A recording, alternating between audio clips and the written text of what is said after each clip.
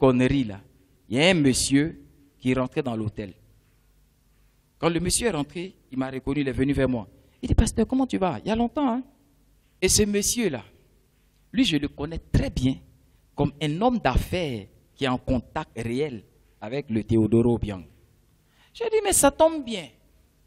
Il y a un gars qui était au téléphone avec ton ami là, lui là, lui là.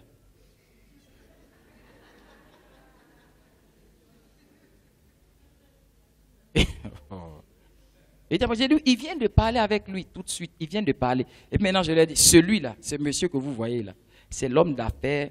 Il y en a deux comme ça que je connaissais. Il y avait l'homme d'affaires de Kadhafi, et puis il y avait l'homme d'affaires de Teodoro Obiang.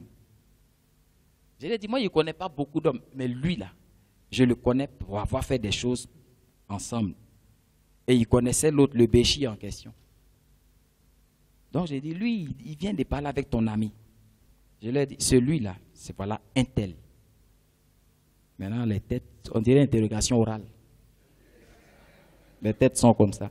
J'ai dit, non, je sais que vous mentez, hein, c'est pour ça que j'ai payé votre facture, je sais que vous mentez. Voilà. Mais je vous ai dit que Dieu ait pitié de vous. Maintenant, un tel, il faut gérer ça avec eux. Non, en fait, vous savez, non. Et puis mon ami dit, mais donnez son numéro, je vais l'appeler. Sinon, moi, j'appelle la police tout de suite. Vous êtes des truands, j'appelle la police. Ça me fait marrer, en fait, vous voyez. Mais pour arriver là, à ce niveau où je jauge les affaires, moi, on m'a doublé beaucoup. Hein. On m'a trop doublé. On m'a doublé même. Oui. Parce que quand au début, j'apprenais même à faire les affaires, Dieu m'a dit, je vais te bénir dans les affaires. Tu vas faire ci, tu vas faire ça. Les premiers conteneurs que moi j'ai fait venir à Abidjan, c'est parti aux enchères. Je ne connaissais pas le système. Premier conteneur. J'ai fait venir mes conteneurs, j'ai mon transitaire, j'ai l'argent pour dédouaner. Mais il fallait faire, comment on dit, la contrôle. Vous voyez le douanier qui vient contrôler, on fait dépotage, tout ça. Rendez-vous de douanier. On me fait comme ça, va, viens, jusqu'à 1 mois sont passés. Le deuxième mois, au moins, je vais réaliser mes conteneurs sont à Jeddah. Vente aux enchères. Je ne comprends rien. Et Dieu est tellement bon. Il y a quelqu'un qui m'appelle. Un gars de peau blanche. Je ne veux pas dire forcément, mais un descendant de Laban. Un descendant de Laban. Voilà. Laban est l'ancêtre d'un peuple. Donc un descendant de Laban m'appelle. Et bon, je vais le voir. Il dit, tu as des conteneurs ici, là. Il faut venir. Donc, quand je vais le voir, il dit, mais toi, tu penses qu'on fait les affaires comme ça? Tu trouves les gens sur le terrain. Il faut venir nous voir d'abord. Parce que comme moi, j'avais traité direct à l'usine, j'avais des prix. Sur le connaissement, tu as les prix d'achat. Et mes prix étaient, c'est pas possible, c'était impossible. C'est-à-dire les prix auxquels moi je les ai acquis là, je peux vendre même à moitié prix sur le terrain et j'ai 100% de bénéfice. Donc quand le Libanais, bon, quand le descendant de Laban a vu le connaissement, il dit c'est pas possible qu'on puisse avoir ce prix. Donc le gars là, il faut bloquer sa marchandise jusqu'à ce qu'il vienne me voir. Ce que je vous dis là, c'est comme ça. Ceux qui font informatique, tout ça là, c'est pas des domaines, vous êtes dans des domaines, ça ne vous appartient pas. Et je vais le voir. Donc quand j'arrive, il me dit, mais comment vous avez eu les prix? Et puis je dis, mais je connais le patron de l'usine.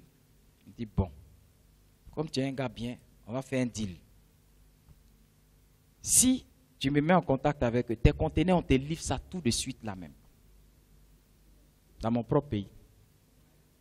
Je vous dis ça. Mais je vais faire comment? Là, ça fait 2 mois, je ne peux pas avoir mon matériel. Et puis comme ça, j'ai dit, il n'y a aucun problème. Donc j'appelle le patron de l'usine. J'ai dit, je suis avec quelqu'un qui veut commander aussi la marchandise. Est-ce que tu peux lui faire mes prix? Il dit, quasiment, j'ai fait du business. Donc s'il paye, il n'y a aucun problème, on conclut le deal. Il fait sa première commande. Ma marchandise m'a été déposée sous escorte douanière avec motard. Et le prix normal du dédouanement, je devais payer 4 300 000. Oui, Jean, tu te souviens, non? Je devais payer 4 300 000 pour dédouaner. Le descendant de Laban dit, non, comme on a dit, il faut donner, ceux qui t'accompagnent là, tu leur donnes 1 million. Écoutez, moi, Il y a deux professions qui prennent l'argent. Et il y en a une des professions où c'est bénédiction et puis l'autre là, c'est façon. Quand douanier prend ton argent, tu le bénis. C'est pas vrai? Oui. Ceux qui font les affaires, ils savent ça. Quand douanier prend ton argent, tu le bénis. C'est à cause de ça douanier construit immeuble. Policier ne construit pas immeuble. Mais quand il prend ton argent, tu le maudis. C'est faux ce que je dis là. Douanier, il t'arrange. Le douanier là, il dit, chef, ton conteneur là, ça fait 10 millions. Donne-moi 3 millions, on te livre ça. Toi-même, tu le bénis. Tu devais payer 10 millions. Il a diminué. Oh. Tu dis que Dieu te bénisse. Que Dieu te bénisse. Quand il prend l'argent, il va payer 6 mois, mais on lui fait cadeau, il est béni et puis il fait immeuble.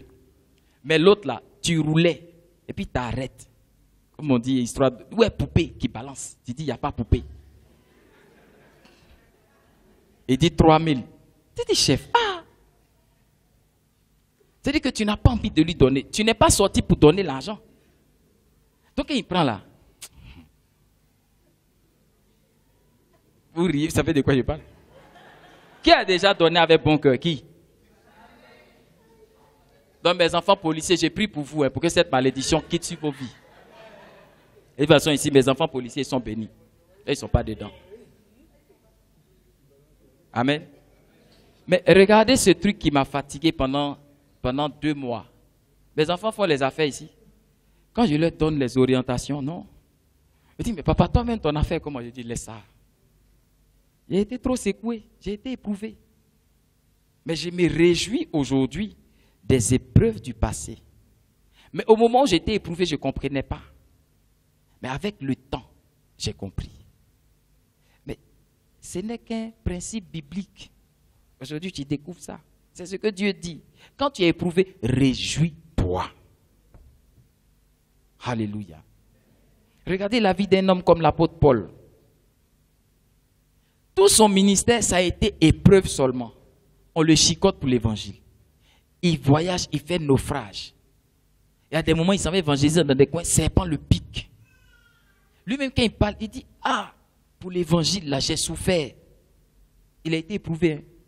Mais toutes ces épreuves ont été pour lui des occasions de fortifier lui-même sa foi, mais d'aiguiser son enseignement. Un enfant va venir me voir et puis va me dire, non papa, tu sais, je vais vendre l'ordinateur, je vais faire venir conteneur. Il dit, hé mon fils, doucement, il faut passer comme ça, fais comme ça. Moi, mais il peut te donner des adresses même. Il dit, va voir tel enfant de là-bas. Va lui dire bonjour de ma part. Et puis dis-lui, tu fais venir 10 conteneurs.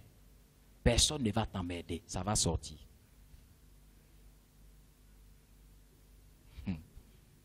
Oui. Amen. Mais c'est le fruit des preuves d'hier. Je parlais de milliardaires. Dieu va faire en sorte qu'on te double sur 50 000, on te double sur 2 millions, on te double et on te double. Quand on va te doubler, il y a une de mes enfants, elle devait voyager. On lui dit de donner 3 millions et puis on va faire visa. Une telle nouvelle là, elle voulait témoigner. Allô papa, bénis ton Dieu. Je lui ai dit quoi? Développe. Développe. Non papa, j'étais là comme ça.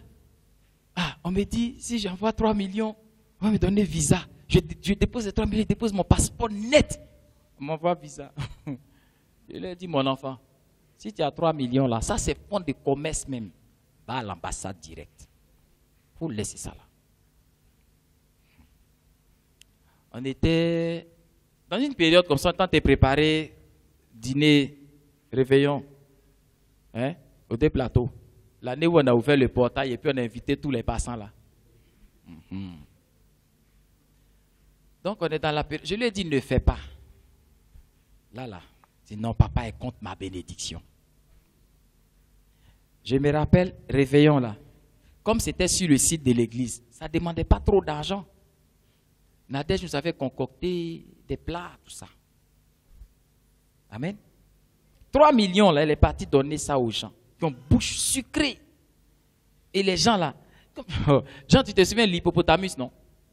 L'autre shawarma qui est en bas là, on appelait ça comment? L'autre shawarma qui était en bas. Pam pam. Pam pam. C'était le pam pam. Abidjan ici là. Il y avait 2 lieux de truands de visa. Il y avait l'hippopotamus et puis café pam pam. Ils sont dans les cafés. Assis comme ça, costard. Quand ils parlent même, tu dis ça, c'est le cousin du consul. Je vous dis, nous là, on vient de loin. Oh. Ma fille allait donner 3 millions. Maintenant, on est au réveillon. Nous tous, on s'est réjouis. Elle en esprit. Elle intercède. Il y a des jours où on n'intercède plus. Le 31 là, c'est pour se réjouir et puis c'est pour témoigner. Il n'y a pas d'intercession là-bas. Nous tous, on s'est réjouis. Elle est en train d'intercéder. Elle était vers la cabane de... Comment s'appelait notre gardien là? Richard. Richard. Elle était dans le couloir de Richard. Pas loin du fauteuil de ma fille. Hein? Et nous, on était assis au mur là. Donc, dans un geste, je me tourne comme ça, je vois ma fille en intercession. Je lui dis, mais viens ici, toi. Il y a quoi? Papa, les gars là, vraiment, on a fait des visas là, ça fait 2 semaines. J'ai dit, donc tu as fait. C'est-à-dire, je t'ai dit de ne pas faire là. Tu as fait. Ah. Donc, intercède. Non, vous savez, j'ai eu mal parce que ce dîner-là, ça devait être quoi? 2013 ou 2012, je ne sais même plus. C'était quelle année? Je ne sais pas. Où on a ouvert le portail, on a fait gâteau. 2012. Aux deux plateaux. Hein? 2012. Non, je cherche un repère parce que depuis cette date jusqu'à aujourd'hui, elle n'a pas pu bouger. Je l'ai revu, je l'avais perdu de vue, je l'ai revu cette année, après le concert de la vie. Je dis, ma fille, tu es où? Non, papa, je suis découragé, ils ont pris toutes mes économies. C'est une épreuve. Je lui ai dit ce que je te dis ce matin. J'ai dit, réjouis-toi de ce qu'on t'a doublé. Parce que demain, Dieu va te faire une grâce, tu auras 5 millions. Qui va venir te doubler encore si tu as fait des visas? Mais comme Paul dit, j'ai été éprouvé pour vous, votre gloire. Donc ton témoignage là va éviter à quelqu'un d'autre. Alléluia. Non, doublé. Dis, réjouis-toi. Je ne suis pas fâché avec toi. Je bénis Dieu de ce qu'on t'a doublé. Parce que ça va forger ton obéissance. Demain, quand tu vas me dire quelque chose, puis je vais dire ne fais pas, tu vas écouter. Alléluia. Vous savez, quand on était petit, les parents nous disaient ne fais pas. Il faut étudier, consacre-toi à tes études. Il y a certaines orientations que les parents nous donnaient. Vous savez, à un moment donné, l'enfant pense qu'il est plus grand que les parents. Il dit, tu ne vas pas parler de quoi? Tu fermes le portail, il saute. Tu prends tes clés, il saute. Et puis tu dis rien. Ma fille, fais attention, garçon, il ment au haut, il ment. Tous les parents disent ça à leurs filles. J'ai dit ça à Karine quand elle était petite. Alléluia. Mais les parents là, c'est en connaissance de cause. On les a doublés. C'est-à-dire, les jeunes filles, quand vous voyez maman même qui vous a accouché, et puis quand vous sortez, elle sourit là, vous ne savez pas. Quand vous regardez vos mamans, c'est-à-dire, elle rit quoi, elle rit. Vous êtes dans la fleur de l'âge, vous êtes jolie. On vous dit tu es belle dehors là. Donc quand tu rentres à la maison, tu es belle, tu es belle. Maman, elle est pierre. Elle a été belle. Et puis elle a pris de l'âge. Donc elle rit. Qu'elle va te dire, ma fille, si les garçons commencent à te dire bonjour, il faut m'en parler. Parce que je dois te donner des conseils. Maman, laisse ça, ce n'est pas de ton époque. C'est pas hein? Tu es dépassé, tu n'es pas à la mode. Tu n'es pas à la page. Maman est là, elle est assise. Mais maman sait reconnaître fièvre. Elle te regarde. Elle prépare manger que tu aimes